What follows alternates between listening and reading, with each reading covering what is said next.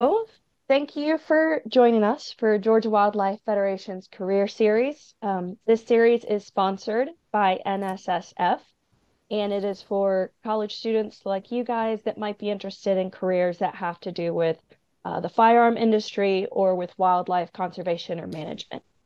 Um, so today we have a guest speaker, Dr. JT Pine, and he is from Georgia Wildlife Federation himself. He is our private lands biologist. JT earned his BS in environmental science from Stanford University, his master's in biology from the University of West Georgia, and then went on and got his PhD in forestry and natural resources from Warnell at the University of Georgia. So he has done a lot throughout his career and through his schooling, and I am very excited to learn a little bit more about you and your path today. So whenever you are ready, JT, you can take it away. Cool. Thanks for that intro. Yeah, you said I did a lot, but really I've just been in school for the majority of my life. That's a lot. Yeah. Let me share my screen because I got a little presentation.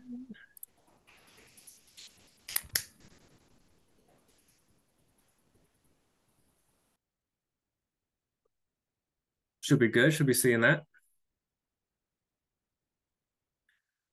All right. So I called this Life Among the Pines because my name is JT Pine, and it seems I was predestined to be studying pine systems in the Southeast. Um, so to get started, let's see. I was born 33 years ago. No, I'm just kidding. I'm not going to give that boring presentation. So my earliest memory, my first like core experience with wildlife was when I went and I picked up a black widow spider and I put it in a jar and I brought it to my mom and I said, "Look at this cool thing that I found." And she said, "Oh my God, did that bite you? What is wrong with you? Are you okay?" I was completely fine. It was fun. Uh, and then beyond that, I hated school, so I never wanted to go to school. You can see here that I'm cheesing. I'm actually absolutely forcing these smiles, and in that third picture, I'm not even smiling anymore. I'm just done. I don't want to go to school. I hate it. Here's some further evidence of me hating school. This is some artwork that I did as a school assignment. It just shows you exactly how undedicated I was to school. But I did raise myself on Steve Irwin and nature documentaries, and I showed all these early interests in wildlife and conservation. Um, so here's two school assignments that, if you read them closely, you could tell that I was absolutely phoning them in, but I still found a creative way to apply it to things that I liked. So the one on the left, or the one on the right, is about peregrine falcons and the chemical DDT that almost wiped out the birds of prey. And then the one on the left says basically, I want to become a professional golf athlete and I want to use all of my winnings to make more wildlife conservation. Well, I've never played golf in my life, but I do use a lot of my career to make more wildlife conservation.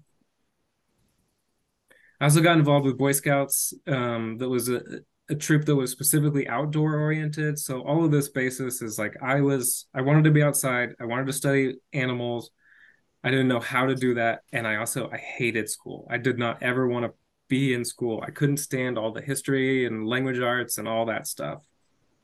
Um, and then I graduated from high school, and I was forced into going to college. My mom and dad forced me to go to college, and they said, "You need to do this." I considered enlisting. I considered firefighting or going EMT. I considered just bumming around and literally becoming homeless and trying to like figure out the how to couch surf for a while. Ultimately, my parents said, "Go to school, go to college." Again, and guess what? I still hated it. I still hated school. I went to this the liberal arts university, Stanford. I had to take more language arts. I had to take more stuff that I just didn't care about at all. And then it's sort of junior senior year, it took a turn, and I found all of these topics that I liked. I was able to take trips and do research, and so I found out that like biology, ecology, the environment really spoke to me, as you could tell with all of my childhood stuff too.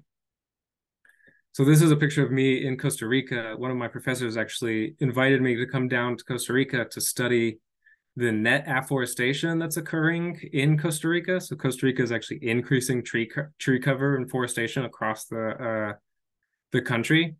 And one of the ways that they're doing that is by producing these farms, which are studying how well different tree species can take over the old pastoral land that where people used to farm. So that was really, really interesting and sort of set my trajectory to be in research and enjoy botany and plants and animals and all sorts of stuff. So then I graduated and I had no idea what to do with my life. I was fully depressed. I was completely listless. I had no idea what I could do. I had no idea what I wanted to do. I had no idea what I would do. It was literally just aimless depression until my mom said, "Hey, you should go volunteer. That would be really great for you." And I actually found Fernbank Museum, having gone there as a kid, having grown up in Georgia. And I told them, "I have a degree. Can I come volunteer and do some stuff with you?" So I went, and I was actually one of the people that walks around and carries little like reptiles and snakes and the amphibians and stuff for the kids to come around and use the 2-finger petting rule. So I did that for a long time. Um, and while I was doing that, I also finally started to make some connections. And I landed this technician position with the non-game fisheries section of DNR.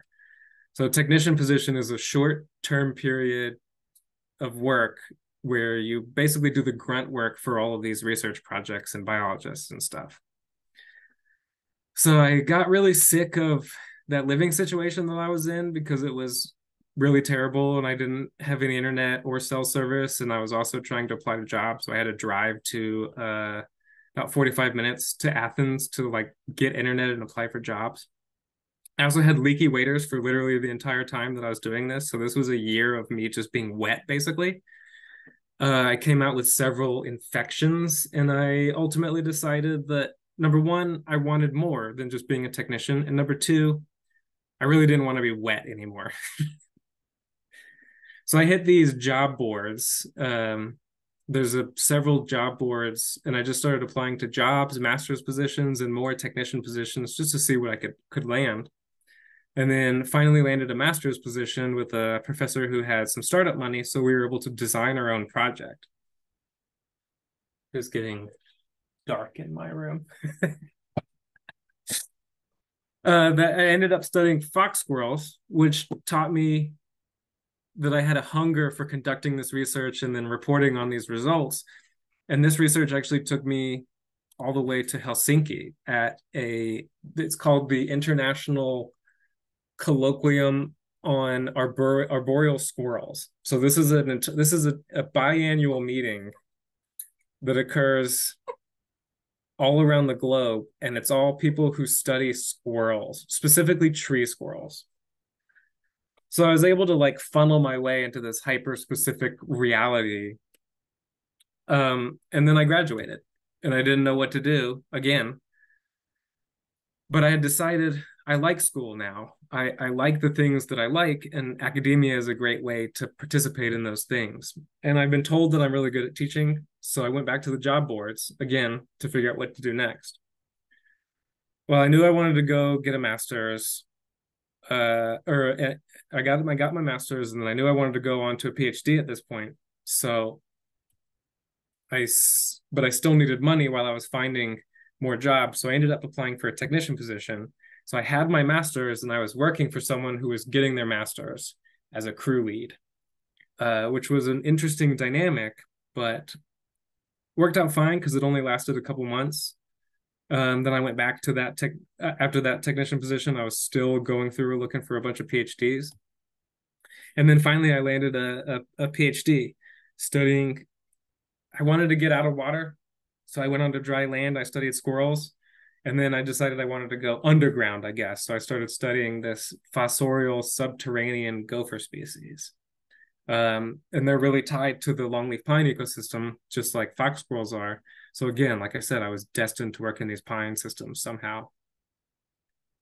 About 3/4 of the way through my PhD, I had a severe anxiety breakdown. So this comes from systematic problems that include like academic hazing, imposter syndrome, and essentially indentured servitude. Like graduate school, you don't get paid and you have to do way more work than most other things. I described this career as a truck driver who also does complex mathematical modeling and is a published author. So it's really ridiculous the things that you have to go through. And then I took a semester off, I recovered, I came back, I started going again, and I made this really, really cool discovery. You can Google this later, but just look up glowing gophers. And we figured out that these pocket gophers actually fluoresce under UV light, um, which is awesome. That's just really fun and cool. And it sort of sparked a new novel science interest in me. And I've been trying to publish papers about that ever since. So then I graduated, I got my PhD. People have to call me doctor now. And then I had a few connections at the Georgia Department of Natural Resources. So I ended up working on a project that they had that was just a 6-month biologist position. So it wasn't a technician position, but it was still short term. And part of that was designing a scat sampling.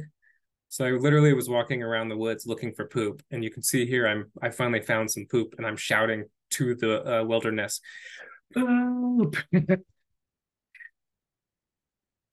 I also ran their camera trapping network, and this is the first camera trapped weasel in the state of Georgia since the 90s. And I ended up, that again sparked this like really cool, oh, this is some stuff that's new. And that project has since spiraled off to a student over at UGA. Actually, two students over at UGA now who are studying weasels and other small carnivores with camera trapping. So then that, like I said, that biologist position only lasted 6 months. So I'm back on the job boards daily. I've spent so much time on Texas A&M job boards, on Clemson job boards, on Warnell job boards. I'm a professional at applying for jobs now. I had ties to a city because my wife is a pediatric nurse, so we had to stay within a pediatric hospital. But I was looking everywhere in the Southeast. I looked at Panama City. I looked in like the Asheville area. I was applying to professorships, to postdocs, to just general jobs. And unfortunately, I graduated in the peak pandemic with a PhD in wildlife. So it was really, really difficult to try to find a job. And I applied to probably 300 jobs. And finally landed one with Georgia Wildlife Federation. So Georgia Wildlife Federation is the nonprofit that Coral and I both work for, and we do a lot of policy and advocacy and events, and we're a membership based and grant based organization that really focuses on wildlife conservation and habitat conservation in the state of Georgia. And I specifically worked for or am managing the private lands program, which is where we go out and talk to private landowners, because Georgia is approximately 90-ish% privately owned. So if you're not affecting private lands, you are not affecting conservation, you're not affecting management, you're not affecting wildlife, you're not affecting habitat. So we understood that, and we're getting more and more involved in the private land sector. And as a program manager, I get to have my tendrils go out into a bunch of different committees and subcommittees and stuff too. So I've been working on a solar committee, which you can see that fall line sandhills. That is an a very amazing natural habitat in the state of Georgia, surrounded by thousands of acres of solar fields. We also do a lot of prescribed fire. That is the number one thing that you can do in Georgia in all habitats for bettering wildlife habitat. So that's the main thing, or one of the main things that we focus on. Um, it's really fun because I get to walk around and set the woods on fire a couple times a year. And then because I have two cats, a dog, a house, a brand new baby, and a bunch of other stuff, I have to have two jobs because unfortunately wildlife doesn't pay the money that you're deserved most of the time. Going back to that whole indentured servitude thing. And so I also moonlight at the Georgia DNR in their non-game section, continuing a lot of that research that I was talking about earlier about poop, but also working with some of the small carnivores and continuing some of my pocket gopher work, and generally just like fielding calls about non-game mammals in the state of Georgia. And then ultimately, uh, the future for me, I have no idea what it holds. I literally applied to a job today. Coral, don't tell anybody. I won't get it. It's an Emory position, but it's a professorship on theoretical biology, which I honestly don't know what it is, but I applied to it anyways because I'm, like I said, a professional at applying to jobs now. So really, I want to go back to teaching. I want to eventually go become a professor somewhere. I'm happy where I am now. I would love to do more policy work, and I'm just trying to not have a continuous existential crisis and want to keep doing things that I feel are valuable and important. Um, and that's pretty much it. That's a breakdown of me in how many minutes? Nice, 26 minutes or 20-ish minutes. I boiled my life down. So one of the things that I really want to stress for the couple people that are on the call is my I went onto this trajectory of enjoying teaching, and in order to teach at a high level, you have to have a PhD. So I that's really what I wanted to do, and it's kind of like an itch that I can't ever scratch. I'm constantly taking on new mentors, much to the chagrin of those around me and often myself too. So people always are coming to me and sending me their papers that they would like me to take a look at, or just asking me general questions about like, how do I apply for this job or stuff like that. So this is kind of the career of academia, but with a little bit of taste of government, with a little bit of taste of nonprofit. And I have truly no idea what the future will hold for me.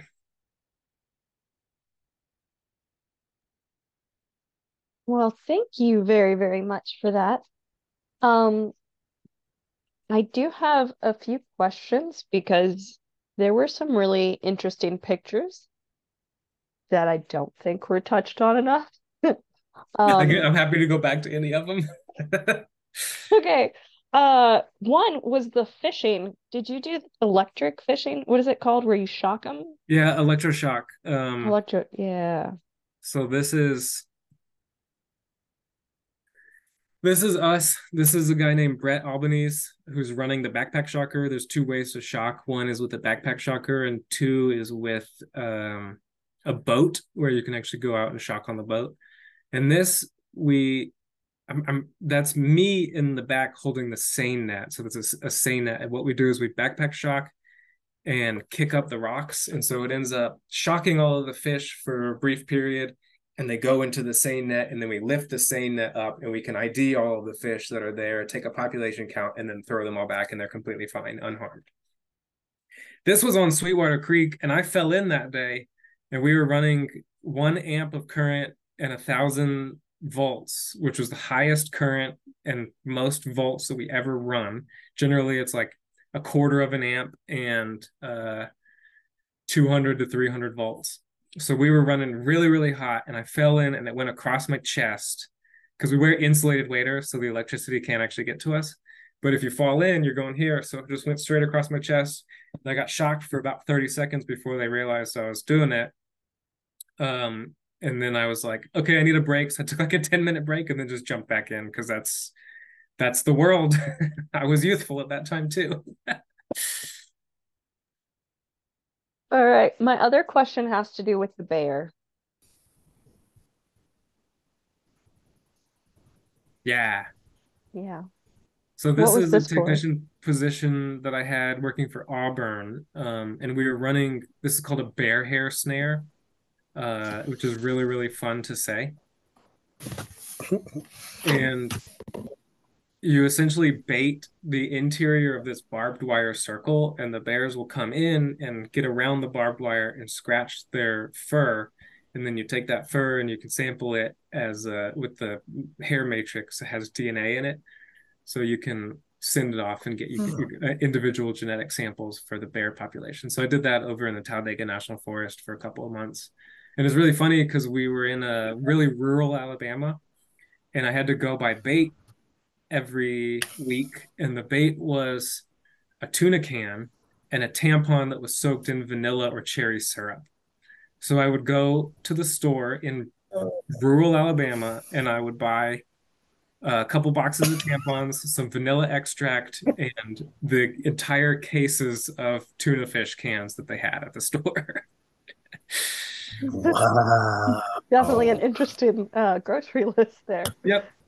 Oh. Mhm. Uh, well, I appreciate you answering my questions, and I'm sorry that I jumped ahead of everyone else. But now is the time. If you have questions, you can hop on, unmute yourself, and ask Dr. JT here questions that you might have.